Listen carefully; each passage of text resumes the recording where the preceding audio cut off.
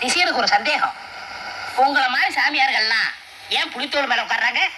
புலி மேல உட்கார்ந்தா கடிச்சு போடும்னு புலி தோல் மேல உட்கார்ந்துட்டு இருக்கானுங்கடா. இன்னும் சில பேர் மாந்தோல்ல உட்காராரு, அது எதுக்கு? மான் மேல ஏறி உட்கார்ந்தா முட்டி போடும், இல்லைன்னா கீழே தள்ளி விட்டு ஓடி போயிரும்டா. நாய் தோல்ல உட்காரலாம், அது ரொம்ப நன்றி உள்ளது, அது நமக்கு ஆகாது.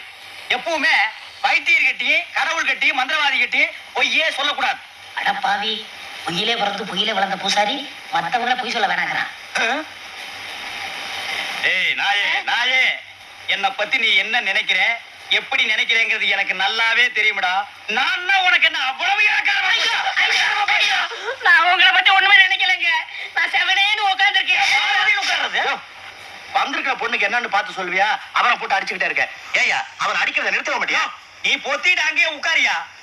நான் எதுக்காக அவனை அடிக்கிறேன், அவன் என்ன நினைச்சாங்கிறது எங்க ரெண்டு பேருக்கு தான் தெரியும். ஜனங்களுக்கும் தெரியும்னு அப்படி சொல்ற குள்ள முனி, நீ முக்கால உணர்ந்த முனி வேண்டா. இவன் முக்காலா இருக்கிற கால் கூட இல்ல.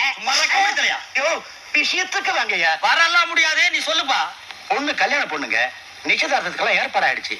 2 நாளைக்கு முந்தி 2 ஆட்டம் சினிமா பார்த்துட்டு வந்தா, அதுல இருந்து முறைக்கிறா, சிரிக்கிறா, மொழின்னு முழிக்கிறா, ஒண்ணுமே புரியலீங்க. ஏ அண்ணா, ஏ காளி, ஏ நீலி, சொல்லு, போய் போய் போய்